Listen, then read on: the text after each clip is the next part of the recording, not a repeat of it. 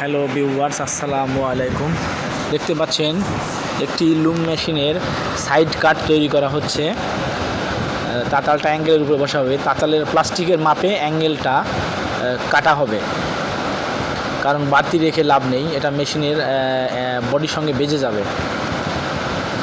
Welding করার কারণে গরম হয়েছে, এই জন্য পানি দিয়ে ঠান্ডা করা হচ্ছে।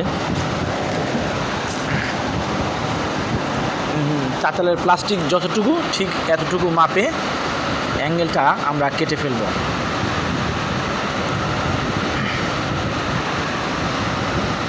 দেখতে পাচ্ছেন অ্যাঙ্গেলটা কাটা হচ্ছে।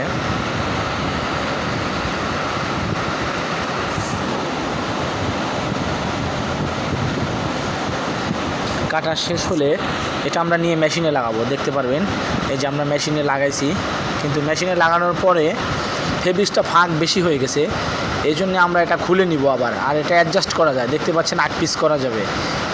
এলিঙ্গি বোল্ট লুজ দিলে এটা 8 পিস হবে। এটা আমরা খুলে নিয়ে যাব, আবার খুলে নিয়ে গিয়ে আমরা মাথাটা চাপায় নিয়ে আসবো।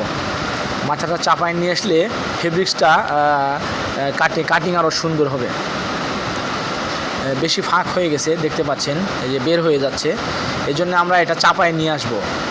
ভাইসে লাগিয়ে এটা চাপায় নিয়ে আসবো, দেখতে পারবেন আপনারা। এটা অ্যাডজাস্টমেন্ট, ওই নাট দুটা লুজ দিয়ে সামনে পিছিয়ে করা যাবে, কোনো অসুবিধা নেই। খুব সুন্দর সিস্টেম করা হয়েছে।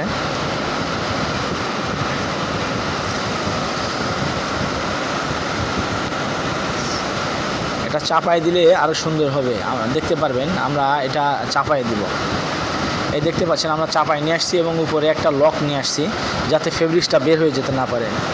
ঠিক আছে, ভিডিও ভালো লাগলে লাইক কমেন্ট শেয়ার করবেন, চ্যানেলটি সাবস্ক্রাইব করে দিবেন, বেল আইকনটি অন করে দিবেন এবং আমার যে কোনো ভিডিও সম্পূর্ণ দেখার চেষ্টা করবেন। ঠিক আছে, ভালো থাকবেন, ধন্যবাদ, আল্লাহ হাফেজ।